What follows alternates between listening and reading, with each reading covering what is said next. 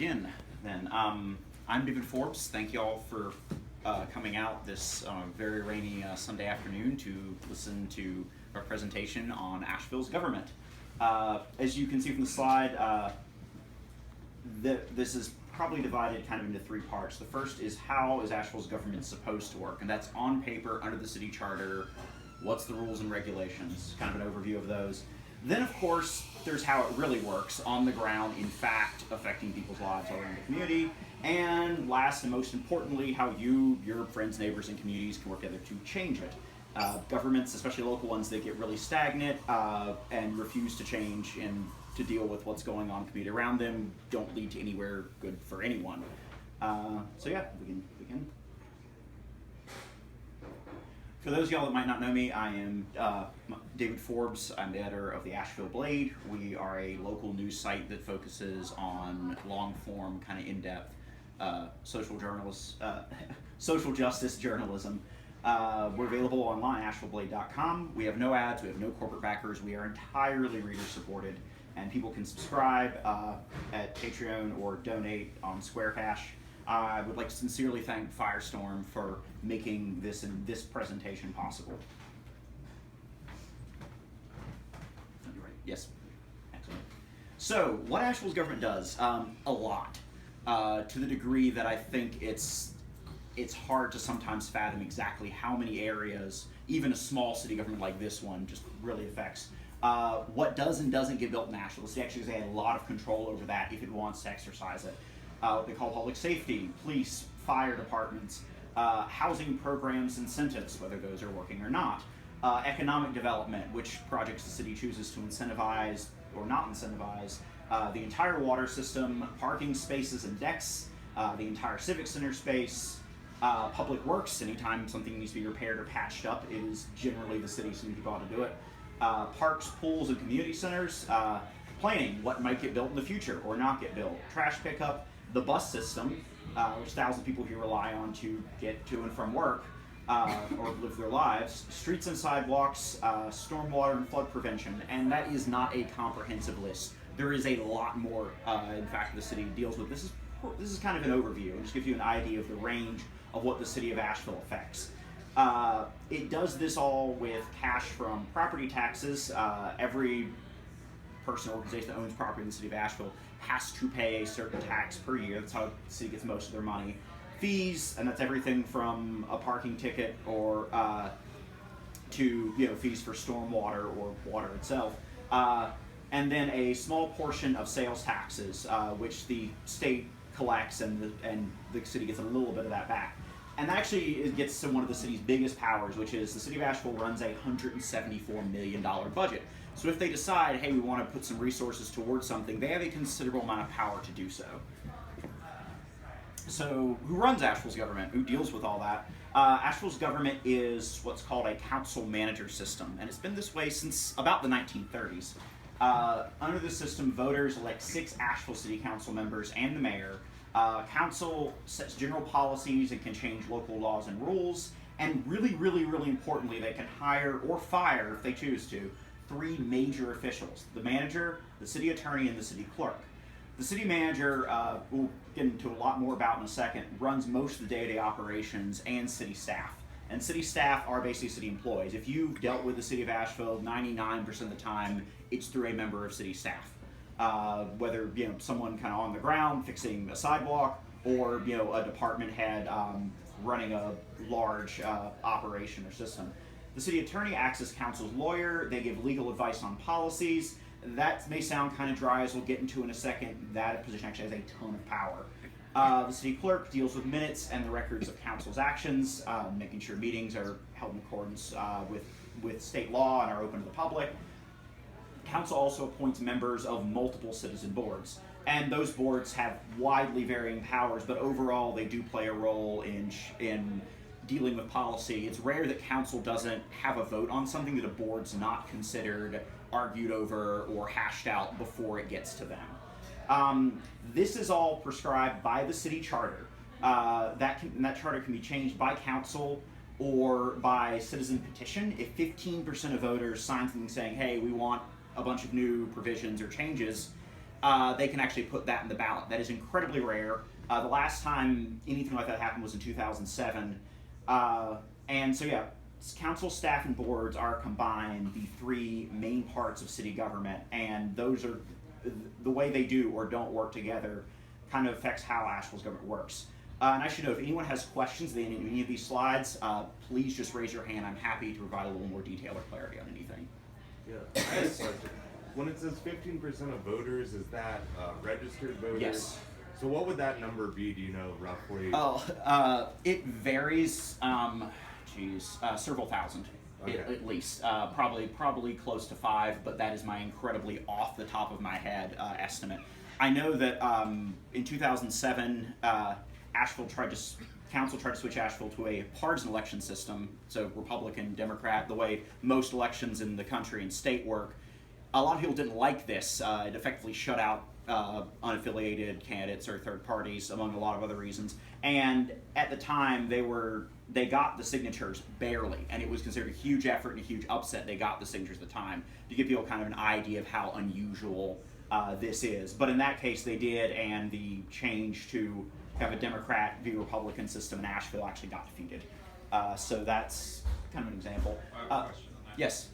If you get 15% of voters, does it need to be approved by council, or you can get 15% of voters to sign a petition and then that requires change? That's a good question. If voters do it directly, it puts it in the ballot the next election. Gotcha. And then if voters approve it there, it goes into effect. And so sort of like a bond issue, like this passed? Yes, but in that case, and that's actually a really good example. The city of Asheville this last year voted on a bunch of bonds. They all passed pretty well. Council has the power to put something to a referendum, but if citizens get a large amount of signatures, they can put something up to a referendum themselves. It's just much harder here than it is in some other localities and states. It's still not impossible, though. So, Asheville City Council. Council are all part-time. They have a lot of power if they choose to use it. And as I mentioned before, they are not elected by party. They run kind of as individual candidates. So the most key member of council is the mayor. The mayor serves a 4-year term. Our current mayor is Esther Manheimer. The mayor in Asheville kind of chairs council meetings, and they set the agenda. For kind of contrast, we aren't like New York or Chicago or New Orleans, where the mayor as a individual has a lot of power, where they have huge powers over what doesn't get done, how rules get enforced. They can even often fire city officials or decide how the budget goes. In Asheville's case, the mayor is a lot more kind of the chair of the board of council. But that's still a position with some real power on it. The mayor has more power than your average council member to set an item on the agenda. Usually 2 or 3 council members have to agree to get an item on the agenda. The mayor can just say, hey, this thing, I want it on the agenda. Put it on there, and it goes on there. That doesn't always come up because our current mayor and the previous mayor were pretty big about trying to get other council support before they moved an item forward. But theoretically, a mayor can use that to kind of force a debate or attention to an issue if they wish to. The mayor represents the city, both in dealings with other governments or in committees that may involve mayors from multiple cities over the region. And they also have a lot of power with that for kind of what political science would call the bully pulpit. If the mayor wants to make a big statement, either at the annual State of the City address or just release an announcement, they can do so. So that position has potentially a lot of power to say, try to push an idea forward for better or worse. They have a vote on council on every matter that it considers. Some cities, the mayor only has a vote if the rest of council ties. It's not the case in Asheville. The mayor gets to vote on everything. And the mayor is importantly up for re-election this year and is actually running for re-election. Council, there are six council members. They all have 4-year terms. They are elected at large. That means that rather than running for, like, say, a certain district like West Asheville or East Asheville, they run for voters across the entire city. Anyone who pays the fee, the application fee to get in the ballot, and is a registered voter in Asheville, gets on the ballot, and then they have a primary election, which narrows it down usually to 6 people, and then the 3 from there that get the most votes get council seats. Yes? Is that something that, as I recall, like the state government is trying to change in Asheville? Somebody's trying to change in Asheville? Yes, and that's actually one of the topics we're about to get to a little later on when we review some of the current issues that the city of Asheville is facing. But yes, there's a lot of debate over that this year. But there are 3 council seats up for election every 2 years. The last election was in 2015. There's another one this year. And yes, that means the mayor and 3 council seats, which is the majority, are all up for election this year. Council is divided into 3-person committees for issues like housing, public safety, and finance. Those often consider issues before the entire council kind of votes on them. And sometimes if the public or a councilor brings up an issue and a majority of council feels that they want to know more about it, they might refer it to a committee. If someone proposes a new affordable housing program, they might say, well, housing committee should take this up. Importantly, this is not established by the city charter. This is just how council itself has decided to operate. And a different council could change that if they wish to.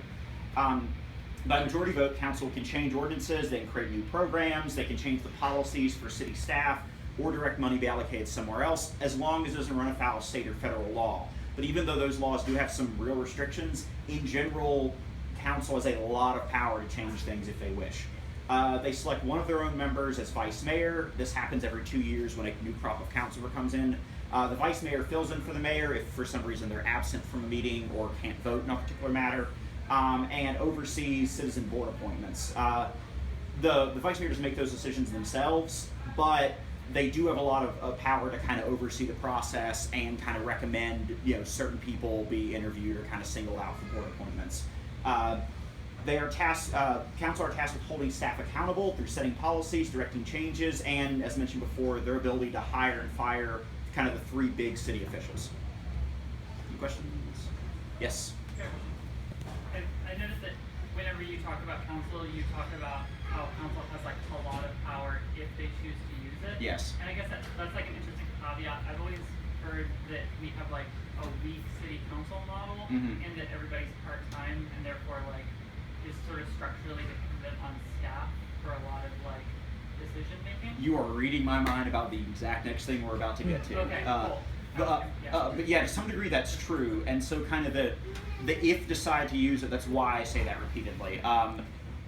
A lot depends in a council manager system on the culture of council, their goals, how aggressive they are about pushing them, and kind of staff and how they react with the council. And that's actually one of the things we'll get to, especially in the here's how it really works sort of session.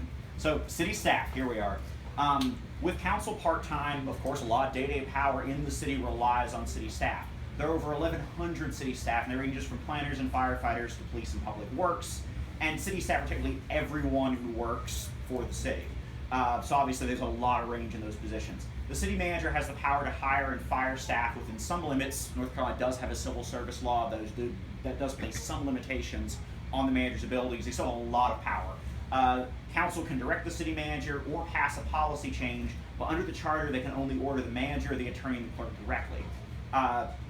And that actually, so for example, even if the city says, hey, the Parks Department or the Police Department, if it's been a target of a lot of controversy lately, needs to run differently, they technically have to go to the manager and say, hey, we're dissatisfied, change things up. The city manager is the most powerful single position in Asheville's government, hands down, though ultimately answerable to council if council chooses to use that authority. Staff are supposed to carry out the policies set by council. They're supposed to enforce the city's codes and laws, including council chooses to change those. However, in practice, because of what we've mentioned with council being part-time, they have a lot of independence, depending on which department head oversees them and kind of how that person sees running whatever part of government they're running. Any questions? Yeah. Boards and commissions is kind of the third part of city government. Also due to council being part-time, a lot of shaping new policy ends up in the hands of citizen boards and commissions. Some of these are required by state or federal law. The state can require cities to set up certain commissions if it wants to, same with the federal government in a few cases. Most, however, are created by the city itself. Council said, hey, we're creating a commission, here's what we want its powers to be, it needs to go out and do this purpose. They can range from incredibly powerful to advisory. And to kind of give an example, the majority of the hotels that were built in downtown the last decade never went before city council. They did not give a yay or nay vote on them. They went before the Planning and Zoning Commission, which council had given a lot of power over what does and doesn't get built in the city. So everything but the very, very, very largest projects was assigned to the Planning and Zoning Commission. That became incredibly controversial, but it's kind of an example of how one of these boards can make a lot of decisions without ever going to council. Others, however, really only have the power to kind of advise on an area, maybe suggest a new policy, and whether that board will or will not be listened to can vary widely.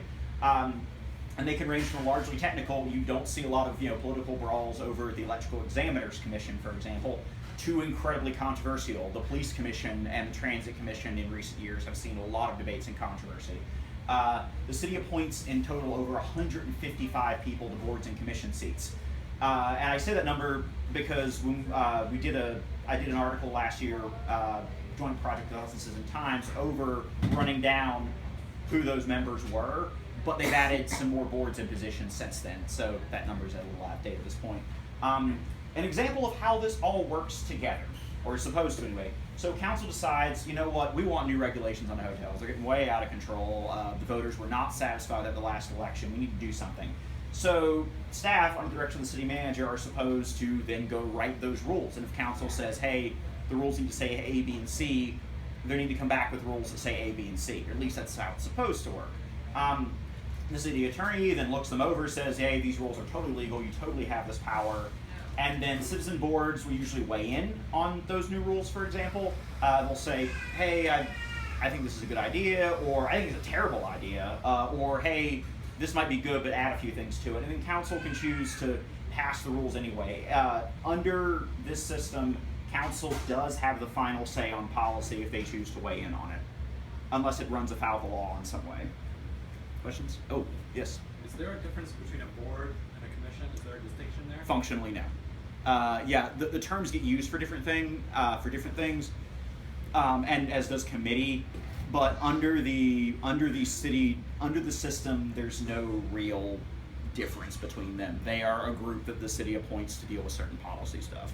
And you said there's a place where you can go to find who's on, which boards and commissions exist and who's on them? Yes, as a matter of fact.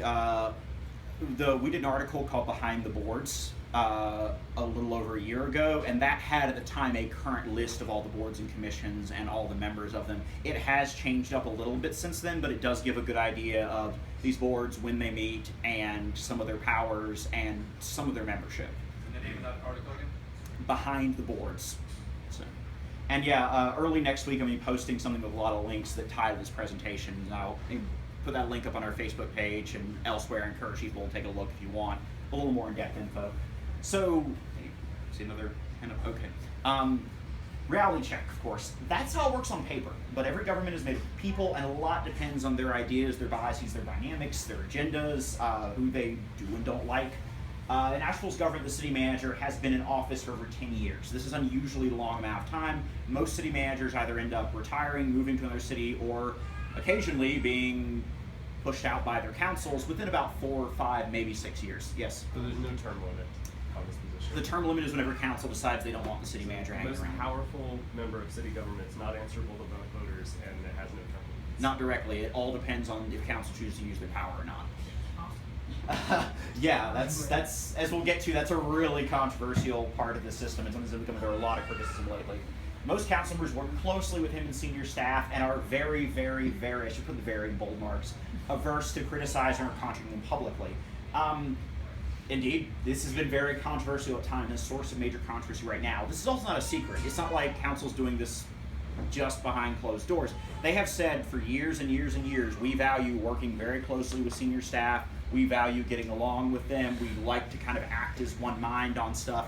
And they would say, and bring a shaker of salt when you hear these sort of justifications, that that this is a way to kind of, make policy more effectively, more quickly, and avoid some of the, because there are some council manager systems where there are real clashes, where council is constantly at odds with the staff or the city manager. And their argument is that this kind of makes things work more smoothly. The flip side of that is that it is their job to hold the manager and staff who have a ton of power accountable. And a lot of controversies in recent years have been around what people perceive is a failure to do that in a lot of cases. There are several high-profile instances involving decisions by senior city staff. The transit system had some major issues recently, and rider advocates repeatedly said that was due to staff not paying attention, and stuff got worse and worse and worse over the years. Some routes were close to not running. There was a union leader of the transit workers union that said the Asheville system was one of the most dysfunctional he had ever seen. So that is kind of an area where there's been a lot of pushback from some members of the public saying, look, the city council itself has not held the staff accountable. The police department, major racial disparities, lots of controversies and problems with use of force, and a lot of pushback, and even a clamp down on some protests last year where our investigation found that, and many locals have pointed out, that the police officials straight up lied about what had gone on, blatantly. So obviously that has caused a lot of people to push back and say, look, you're not holding staff accountable enough, and that's led to a lot of debate going into this election year about where kind of that line is and how much council needs to do. A column with a lot more detail on this, where I kind of lay out some of my own analysis and perspective as well, but a fair amount of this history. It's called March of the Bureaucrats, and yeah, that's available on the Blade. Any questions? So here's some examples of actually how it works on paper and how it works in fact. The example of the city attorney. On paper, this seems like a pretty dry position. You know, council says, hey, we want to do a new affordable housing program, or, you know, we want to give money to this incentive or that. Go research and make sure we have the power to do that it's legal, and we won't run into a lawsuit for doing this. And it seems like they would have a lot less sway than council or the city manager on paper. But in Asheville's case, our city attorney has an incredibly conservative legal philosophy, and this has led council not to take certain steps other progressive councils have, including North Carolina. For example, when Charlotte's city council passed or expanded its non-discrimination ordinance to try to protect LGBT rights, there was a call from some local and statewide LGBT organizations for Asheville to kind of follow suit, see if they could build some momentum. This was before HB2. And while the Charlotte City Attorney's Office, which is not exactly a bastion of radical legal philosophy, had said, we totally have the power to do this. Cities clearly have the power to try to protect their residents from discrimination. Even in North Carolina, like, this is totally something you could pass and go forward with. Asheville City Attorney said no. She takes an incredibly conservative idea of what steps council can and can't take, especially if it involves any intervention that affects businesses and any intervention that might deal with trying to protect people from discrimination. Based on a reading of even our state's laws that is very controversial and very narrow and dubious in some cases. So that's a really important example. So far, council has generally listened to that advice and not gone forward with a number of things we proposed. There's also the example of the board battles. Asheville's boards are technically, again, on paper, open to any resident if council signs off on appointing them. But in practice, they are overwhelmingly older, whiter, more male, and wealthier than the city. This has kind of led to some issues, to put it mildly. It's also led to kind of a push to diversify the boards and have much more accessible meetings. But you've seen a lot of pushback on that. The Citizens Police Advisory Committee, or CPAC as it's known, is one of the main areas this has come kind of full force. The board's diversified considerably over the last few years, and there was actually a split vote where you had some of the newer members who did not fit as much into these previous demographics saying, look, we need to have more accessible meetings. The public needs to be able to kind of see what we're doing. We need to ask real questions about police policy and how things are being run. And older members saying, we're kind of fine with the way things are. So you saw split votes even over very basic matters like when do we hold the meetings and should they be more accessible. Transit Committee has also seen some of that. A lot of Transit Committee members push back really hard on city staff originally proposing to have this very controversial management company kind of continue to run city transit.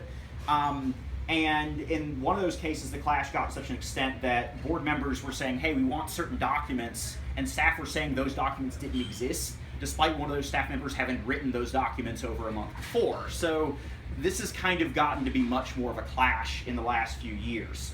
And that's an example of, on paper it looks neat that, a board considers a policy, council takes it up, and staff maybe say, hey, we do or don't think it's a good idea, but really they kind of stay out of the process and just provide technical assistance, not how it works. Questions? Okay. So overall, some of the issues that are shaping those dynamics and some of the more immediate issues we're about to get into. One is the tensions with staff, boards, the public, and council, which we just talked about a little bit. There are also some other major trends shaping Asheville's politics. We are one of the most rapidly gentrifying cities in the country, and the most expensive in the state, hands down, of any sizable city. But wages remain really, really low, even as housing costs skyrocket. Of course, this leads to major tension over gentrification, and locals are being pushed out or facing increasing desperation. Tying in with that is that Asheville remains a very, very, very highly segregated city. Gentrification has hit minority communities extremely hard. See the State of Black Asheville report, which if anyone in this room has not read, go out and read. It is one of the most important documents for understanding what's going on in our city right now. And the updated numbers that project is coming out with are just as bad, if not worse, than the previous report. Years of organizing and a lot of activism are bringing those issues more to the fore.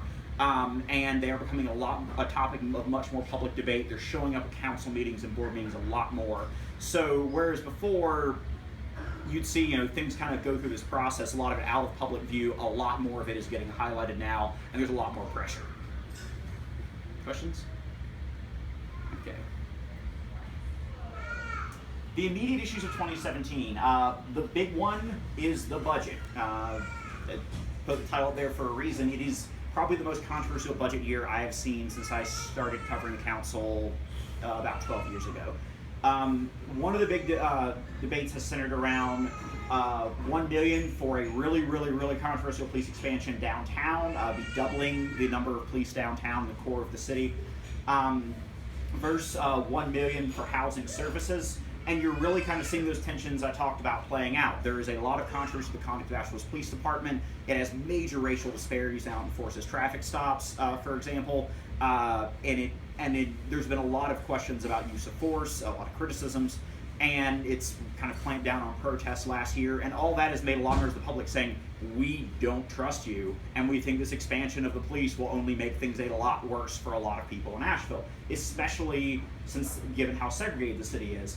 And so instead, kind of an array of left-wing homeless advocacy and civil rights groups have said, look, you really need to kind of put that $1 million towards housing and services. The city needs to treat that like a crisis and really try to do something about the gentrification pressures that are hitting people across the city.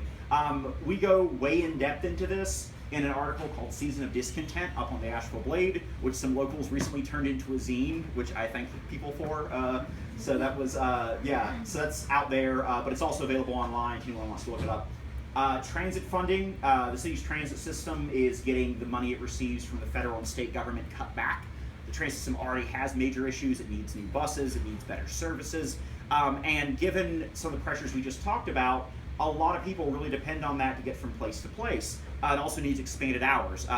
The system cut back a number of years ago, cut back evening hours, and that costs a lot of people their jobs and their livelihoods.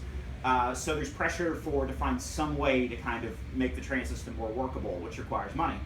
There's also a big fight over property taxes. The same gentrification pressures have pushed property values up by 30 to 40% in some parts of the city.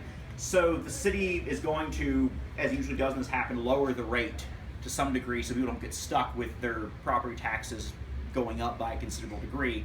However, how much they lower that rate and how much extra money from the previous year when you had the old lower property values they bring in is a really big fight. And there's some worry that there's a lot of worry that if the tax bill for a lot of locals goes up too much, especially people who might own their own property, might be on a fixed income, or might be in these communities where you're seeing a lot of pressure come down, or have a job that just doesn't pay that much, will be squeezed out by those increased tax bills. A lot of debate about that. Then there are the bond funds. The bond referendums were mentioned earlier, but last year city voters passed $74 million for transportation infrastructure, for affordable housing, and for parks and rec.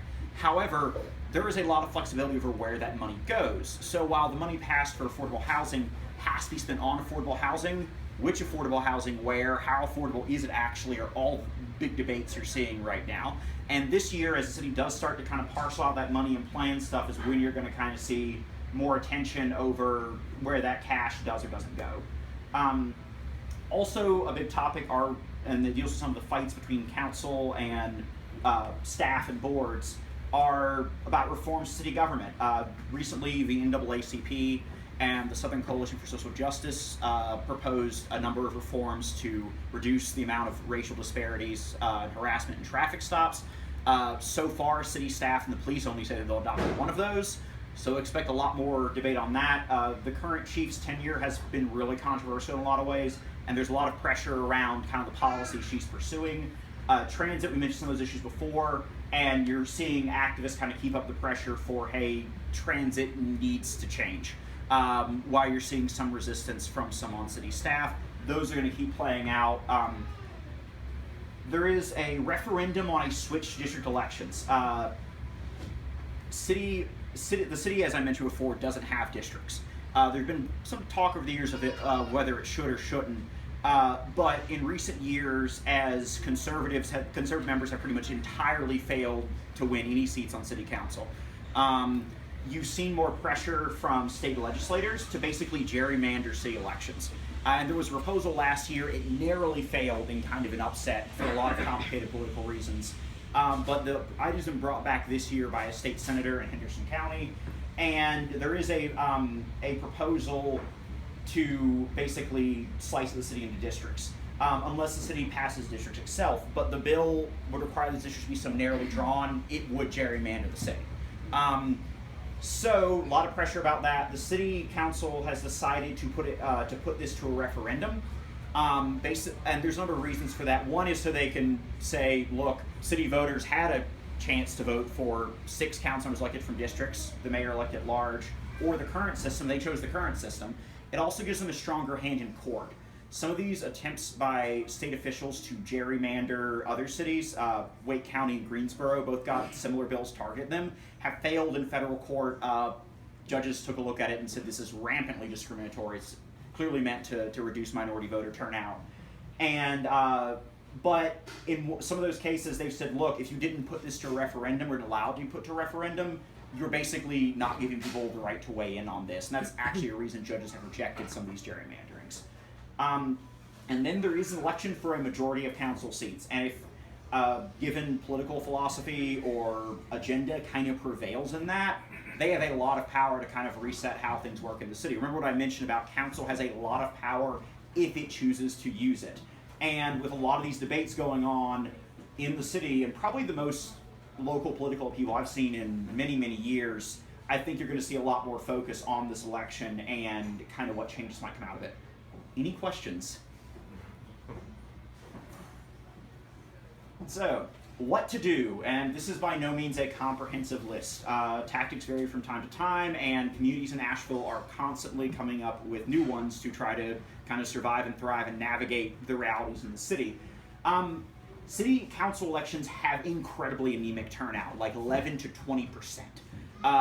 There, as I mentioned, they aren't partisan, so they don't have some of the constraints that primaries do or some of the usual kind of party system does.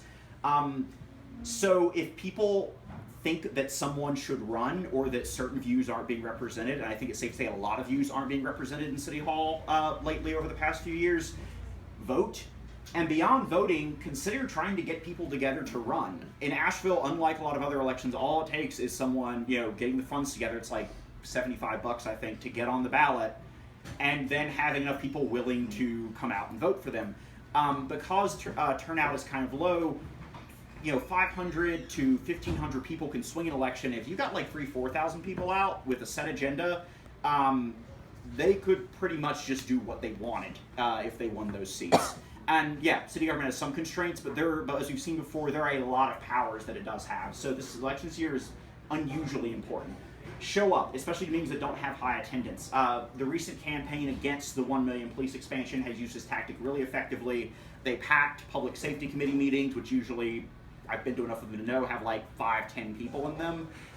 In the process, there's been pressure to get those meetings moved outright to a place where more people can come. They packed budget and work session meetings towards council to shift another venue, and they basically turned an issue that would have probably gone under the radar otherwise, because it wasn't immediately apparent unless people were really looking closely at the budget. They turned it into something that basically a lot of people in the city have now had to talk about.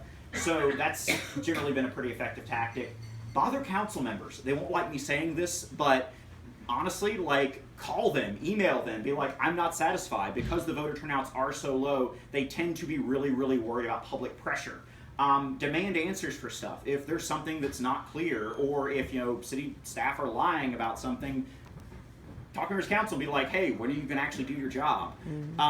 If you think things aren't working well. Or say, hey, look, there's something we want done. Do it. Craft up the stuff, do it. That's been a tactic I've seen get a surprising amount of clout over the years. For example, before the 2015 election, the council did not want to do anything about restricting hotels whatsoever. It was the last thing they wanted to do. There was really no momentum on it. A few questions here and there occasionally, but even the members who had worries about the profusion of hotels didn't really do much. But after the election, a lot of the candidates who were kind of in favor of keeping the status quo straight up lost. People were angry about it. And a lot of locals started pressing, look, we're tired of all these hotels going up and council not weighing in on this, or them going up at all in some cases. So under that pressure, a lot of members who felt no need to change this up in almost a decade suddenly started passing very restrictive rules on hotels. And from now on, any hotel that goes up in Asheville, I think over 20 rooms, has to go straight to City Hall. It does, the indirect committee doesn't have that much authority over it anymore. And so that's purely due to people bothering their council members and demanding answers.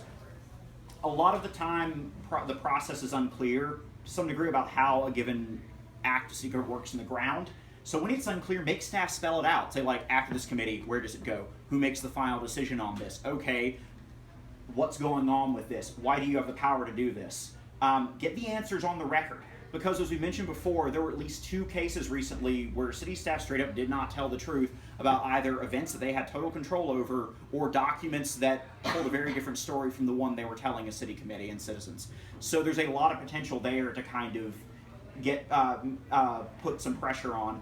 Seek data and collaborate to get open records. Those often tell a much clearer story than the spin that will come out of a given city official, whatever their intentions. And the recent push about racial disparity reforms has used data a lot. As a matter of fact, open government advocates seeking crime data was one of the reasons we know that some of the numbers used to back that really controversial expansion of the police department don't hold up. They are dubious and they don't line up with a lot of other numbers the city's been reporting. Remember the power of no. A lot of the time, there is a tactic used by either groups that already have a fair amount of power in city government or people kind of already ensconced within it that basically pretends, okay, well, we're going to propose 5 things, and you may hate every single one of them.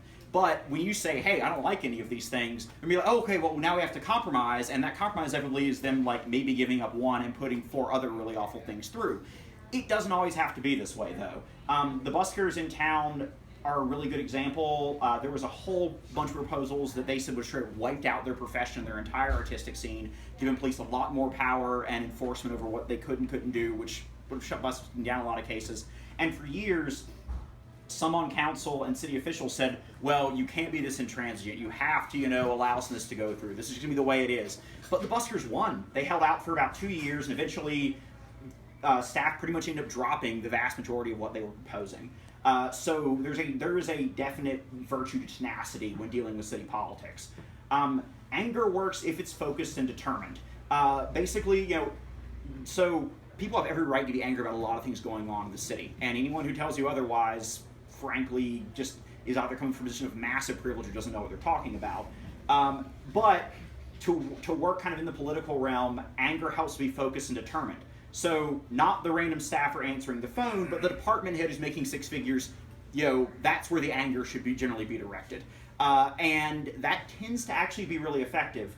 You've seen a fair amount recently. There was a council member who told some of the people opposing the police increase to basically tone it down without answering the criticisms, which is something myself and some other locals said was a bad action that it kind of contributes to a culture of silence in the city. But the fact is that excuse is usually pulled out of, hey, the tone's not correct or people need to dial it down when a push is working. That push was gaining momentum. I've other times in a decade of career politics, when city staff or council members or groups that have a bunch of city board appointments start saying, "Hey, people need to tone it down," it usually means we're losing the political fight, and we really like if you'd stop using the things that make us lose that fight. So, organize. Look to join or start community organizations. I cannot emphasize this enough. There are a lot of the city would be massively more gentrified right now if it wasn't for groups like the local NAACP, the Southside Advisory Board, a lot of the Latinx support groups, a lot of local community organizations.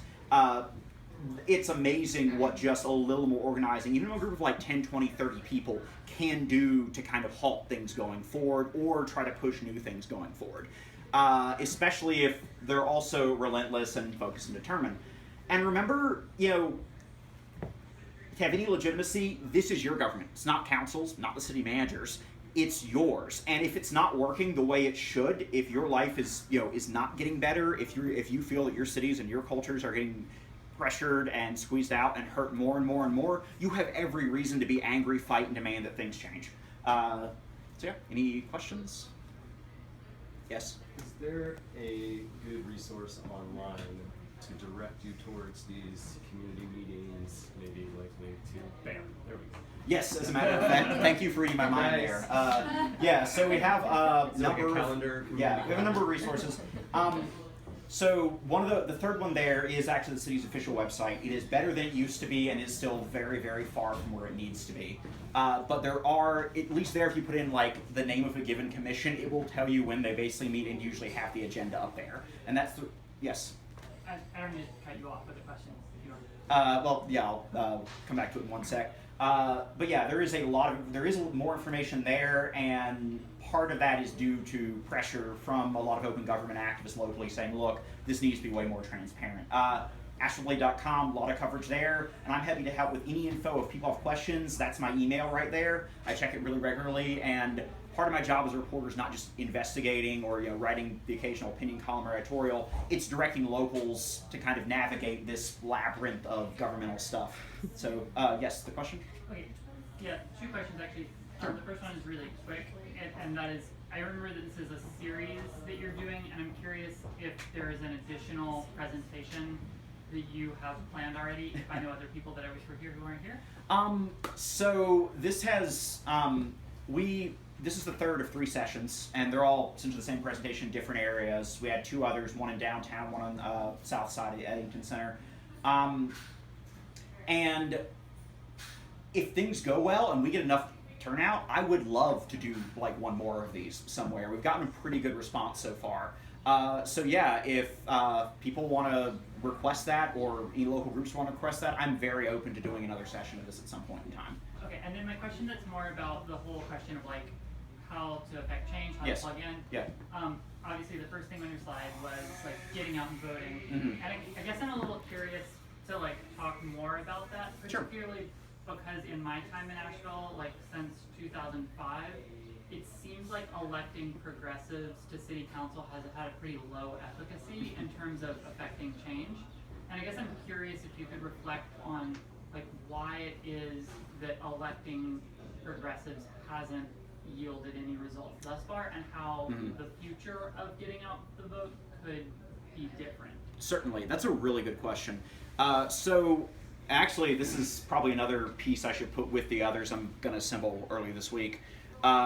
There's a piece I wrote called About Asheville's Politics, which kind of chronicles how we went from a city in 2005 where actually the conservatives had a majority to one where what are now called progressives, which are basically centrist, some of what you might call the center left, and the occasional person who's from a little more to the left, though that's gotten a little more rare as time's gone on.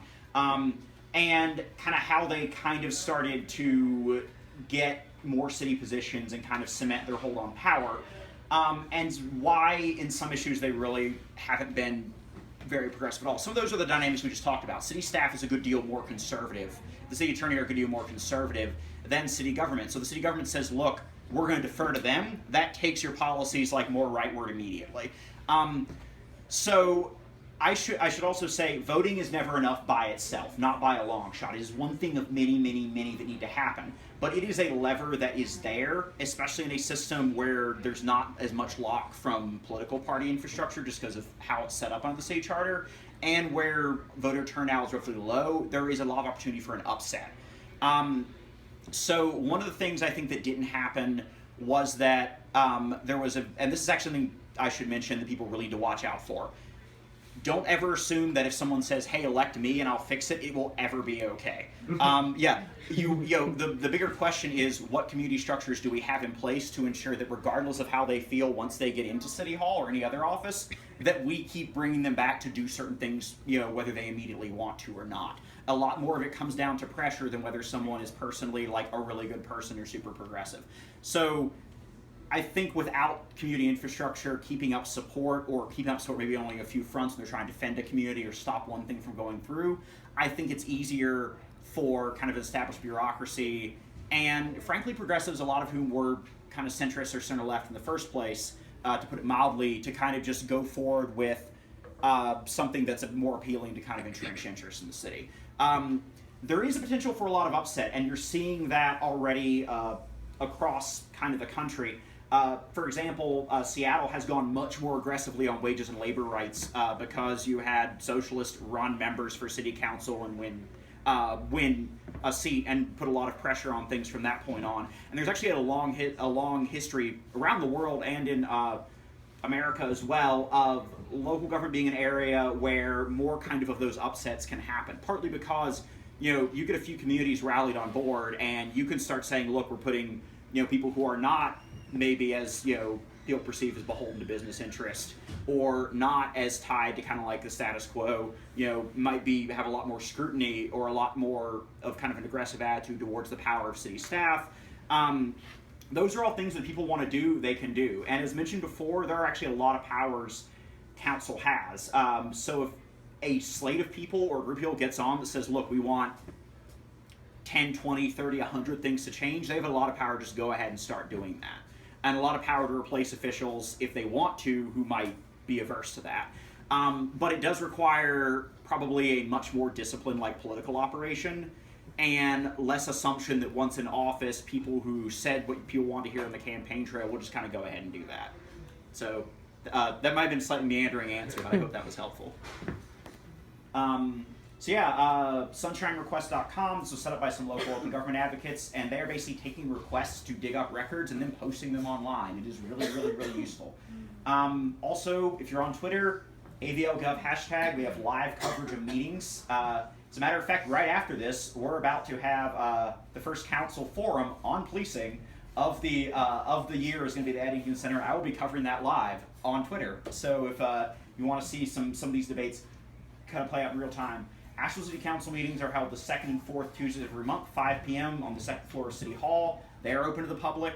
And as a matter of fact, this next one, Tuesday, May 23rd, is going to be the hearing on the budget, including the police funding, including this expansion we've been talking about.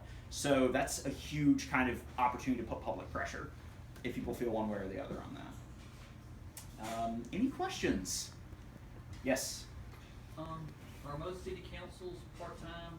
And if not, is there a reason why our members are just part-time at this point, considering the growth of Asheville? That's an excellent question. Councilors generally are part-time in smaller cities. It has actually been a reform requested, especially by labor movements over the years, and I mean over the years, going back a century or more, that more local officials be full-time and on a median salary. Because right now, if you're a council member who's elected, you get I think $15K a year maybe, and so it definitely favors people who already have independent wealth or already have another profession, already have other interests in the community. And lo and behold, most council members tend to be upper middle class or above. State legislature works the same way, for example. So I would be surprised if, given some of the public pressure, that you didn't see people considering, hey, should our mayor be full-time? Hey, should, council members be expected to only do this thing, given the growth and the issues facing the city? But yeah, it's entirely up to council if they want to change that, or if locals want to change that. That is actually something that can be totally shifted around. Would that be one of those 15% referendum thing? Yes. Actually, there's not, as long as it doesn't run afoul of state or federal law, those technically people could say, hey, here's an entire platform of ways you want the city government to change. Let's get the signatures and put it up to a referendum. There is potentially a lot of power there too, though it does take a lot of signatures. But it's, as we've seen with the example of 2007, it's not impossible, just difficult. Yes. Yes. Observation. Asheville cannot annex any more land. No, not involuntarily.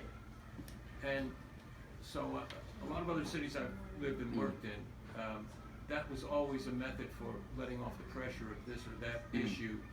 And Asheville has to focus on them a little bit more narrowly, because they're up against the wall with the space that they have available. So, yeah, in some ways. So what's being referred to is the fact that in some states, cities can annex. So if a suburb basically becomes like part of the city, then you can say, hey, look, y'all need to pull your weight when it comes to funding infrastructure and kind of absorb that area. Asheville used to have that power. States across the state used to. They do not anymore. And that has... It's a highly debatable thing, but basically that is a constraint on its potential ability to absorb some of the suburbs that aren't technically within the city, but are right near it, especially some of the wealthier ones. And there's been a lot of tension over that because essentially there are, people who own businesses or property within the city, but live in, say, Biltmore Forest, or live, in, Biltmore Forest is actually a town itself, but live right outside Biltmore Forest, in a mansion and don't have to pay anything towards the city coffers. So one of the focuses cities sometimes use to get around that is focus on what can be done within their borders. And actually, some of the debate over Asheville is density. We actually have an article up right now with some really experienced voices on the affordable housing crisis saying that Asheville's density, and we're about as dense as Wilmington, so not very. Outside of downtown and part of West Asheville, the city is much more kind of laid out like a suburb. And one of the arguments is, look, you're going to have, more density, especially if you target a lot of actual affordable housing, to have a functional city, especially one that can have, like, say, a more functional transit system. And that's what the big, kind of foundation level debates about where the city should go and how things should be allocated. But there's a good argument, one of the pressures on housing is the fact that we just have a very limited supply in this city, partly because of how it's laid out. Yes. I have a more specific process question in terms of this budget proposal. Certainly. So the budget has been proposed. Yes. It was proposed last week. On Tuesday, we'll have the public comment section and then the next city council meeting will be the vote on yes or no. In your time, has there ever been a no? Has there ever been a no vote on approving the budget? And if there were a no vote, what then becomes the process? Pandemonium, basically, becomes the process at that point. So no, not in my time. It has been, I saw that right there. That might be a good outcome depending on what you're looking for. Occasionally Asheville can use a little chaos. But one of the, so if they get a majority vote, it will just go into effect in early June. And there's actually one reason that in my articles I've been saying early June rather than a specific date, because technically they have until the end of June to pass a budget for the next budget year. So you could see, like, if it gets a 4-3 result against, they would have to go back to the drawing board and basically say, okay, what do we need to do to have it be 4-3 for at least 4-3 for a new budget? And that actually gives, depending on the links to which the council members who are opposed to the policing increase, which is kind of emerging as one of the big issues this year, want to go, they could straight up say, if they get one more vote kind of in their favor, they could straight up say, look, the budget's not coming forward with this. Now that either means that staff kind of pulls that proposal before that meeting in early June, or if it gets to a vote and the opposition side wins, it means they don't have a budget and they would have to hold another meeting, do either next meeting in June or do a special meeting or something like that. I have never seen that happen, but it has come close a few times. During the recession, because the city was much more limited in its funding then, you did see points where there were 5-2 kind of votes and on budgets and how to pass them. And so yeah, if 2 more votes had gone the other way, they wouldn't be able to pass a budget, and they would have to kind of go into overtime to do so. But in terms of reworking the budget, that would be the city manager who does that? Yes, though as mentioned, council can direct the manager. If, so for example, if a majority of council all of a sudden said, look, some of us want to get reelected this year, we feel the pressure is overwhelming, or if they say, hey, look, I've been convinced, I don't think this is a good idea, the proposed budget, and they voted against it, they can then direct, those 4 people could say, hey, city manager, there's certain things we want pulled out and brought back, or won't get 4 votes, and then the manager technically has to salute and go about it, though if the manager would try to pull some tricks and stop that, that's the reality of city government, which is that city managers are political figures as well.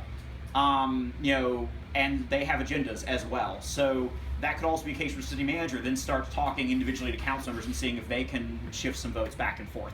And amid a bunch of public pressure, that would be one of the biggest upheavals the city's probably seen in my time here, at least. So, more questions? Okay, well, Can I ask you a yes, question? certainly. You said that the police were not trustworthy, basically? I did not know. You said they what? Well, You said they which incident? lied? You said they lied? I said one police official lied about a specific set of protests. But yes, there are a lot of people in this community who say that the leadership of the APD is in fact not trustworthy. What I can say I have seen is that last year, you had a police official who did straight up lie about what a video about them about protesters showed. And lied is in the sense of said something happened at a time of day when it provably and physically did not happen, with video showing the opposite. And I have also seen some pretty dubious numbers trotted out to defend this current budget increase. As a matter of fact, there's a column by an open government advocate, Patrick Connett, who is right here, going to point out Patrick, and Patrick's analyzed a lot of budget numbers, has worked with the city, has worked with local activists, but that basically a lot of the numbers used do not square up. They have major issues with them, both on the numbers themselves and also their interpretations of the trends that have been going on. Can I just add to that? I guess Sure. my question kind of is that the other forms, like the SBI, the FBI, and the Sheriff's Department. Yes. In this Buncombe County, are they pretty up and up? Do you find?